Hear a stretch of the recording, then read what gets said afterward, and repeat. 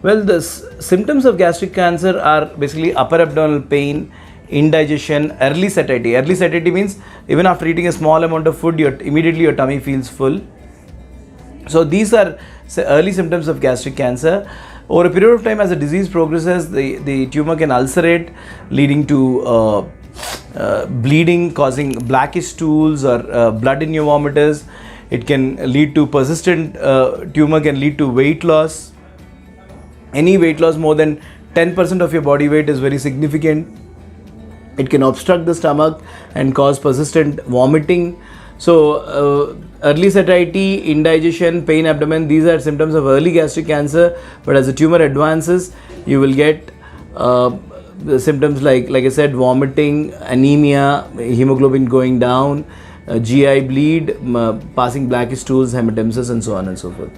So how do you differentiate, these symptoms like indigestion, dyspepsia, feeling of incomplete after eating full tummy, because they are very common symptoms.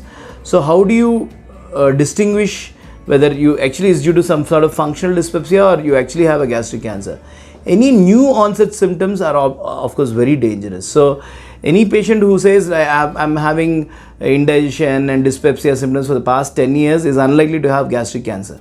But if a person, especially an elderly person, says that I was absolutely fine all these days and now for the past 2-3 months I'm having these new onset symptoms of indigestion, dyspepsia or upper abdominal pain, we have to give it a lot of significance. Any new change of symptoms in the recent months, we have to give it a lot of significance and evaluate with an upper GI endoscopy.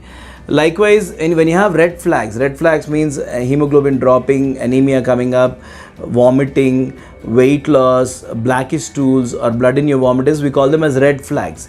So any patient who is having these symptoms should undergo evaluation. Sometimes even if you don't have these red flags, for your indigestion, dyspepsia, if the symptoms are significant, you're taking some regular antacids and your symptoms are not responding to these kind of medication, even then you need to meet a gastroenterologist and get an endoscopy done.